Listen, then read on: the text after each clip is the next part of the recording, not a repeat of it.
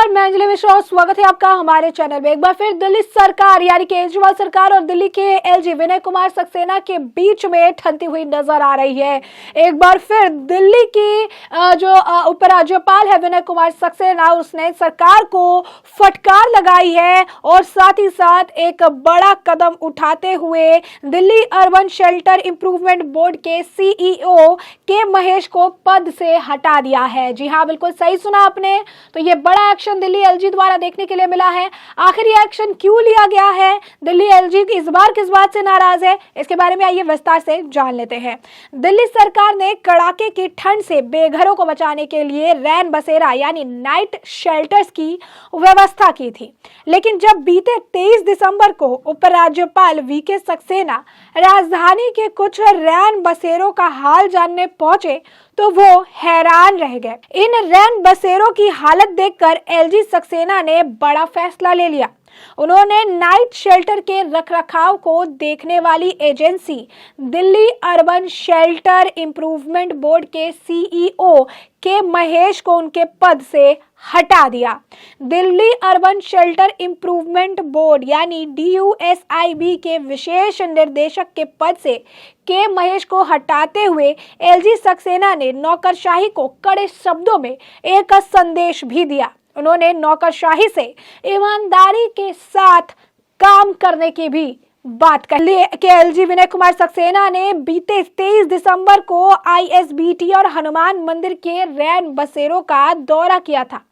उनका यह दौरा औचक ही था, जिस दौरान उन्हें रैन बसेरों में कई तरह की गड़बड़ियां मिली। इन रैन बसेरों की कुल क्षमता लगभग 600 थी। इस वजह से हजारों बेघरों को कड़ाके की ठंड के बीच फुटपाथ पर सोने के लिए मजबूर होना पड़ रहा था, लेकिन प्रशासन ने इस मामले में पूरी तरीके से लापरवाही बरती।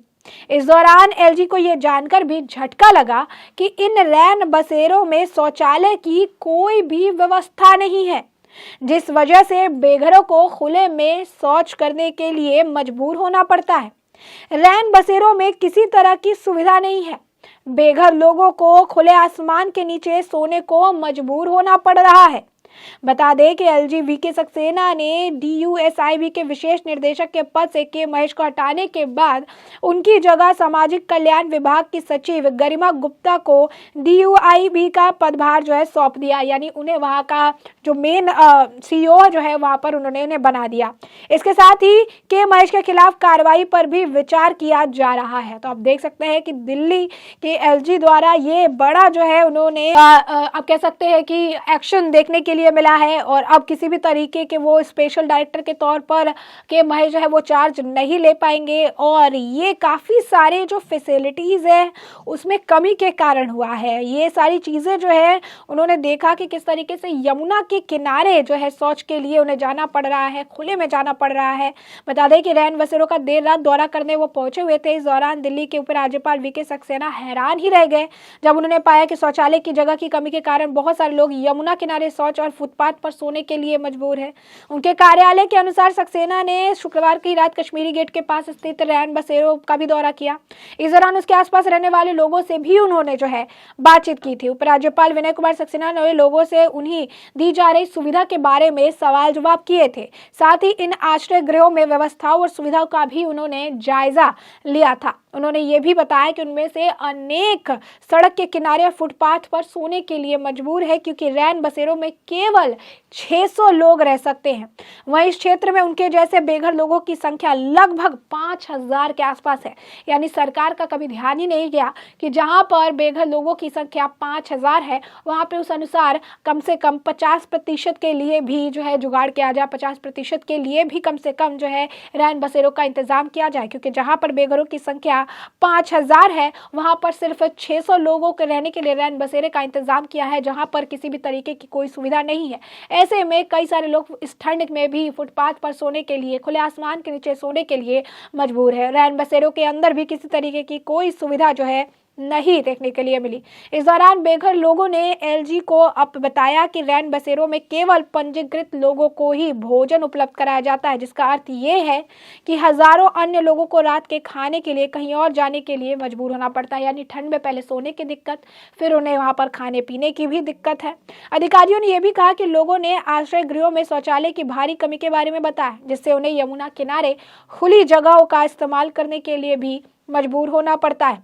इस संबंध में एक अधिकारी ने बताया कि उपराज्यपाल ने आश्रय गृहों के जगह पर उसके आसपास शौचालय की कमी पर गहरी चिंता व्यक्त की थी। हालांकि उन्होंने आश्रय गृहों के अंदर पर्याप्त संख्या में रजाई, कंबल और सफाई की सराहना भी की थी। अधिकारी ने कहा कि उपराज्यपाल ने हैरानी व्यक्त की कि हजारों लोग दिल्ली में खुले में शौच करने के लिए मजबूर हैं, जबकि देश के दूर दराज के इलाके खुले में शौच मुक्त भारत के लक्ष्य को प्राप्त कर रहे हैं। यानी उनका कहने का मतलब है कि कहीं ना कहीं दिल्ली की केजरीवाल सरकार इस मापदंड को पूरा करने में भी पूरी तरीके से विफल नजर आई। यानी साफ तौर पर अगर आप देखें तो दिल्ली की केजरीवाल सरकार ने इन बेसिक चीजों का भी ध्यान नहीं रखा और इन सब चीजों में भी उन्होंने लापरवाही बरती। उपराज्यपाल कार्यकाल से संबंधित अधिकारी ने यह भी बताया कि उपराज्यपाल ने खुले में कागज, प्लास्टिक की प्लेट और कप के लापरवाही से निपटान के कारण आसपास के क्षेत्रों में साफ सफाई का भी संज्ञान लिया। उनके कार्यालय के अनुसार विनय सक्सेना ने यह भी कहा कि वह यह सुनिश्चित करेंगे कि मास्टर प्लान दिल्ली 2041 में बेघरों को घर देने और उन्हें बुनियादी सुविधाएं प्रदान करने का प्रावधान हो।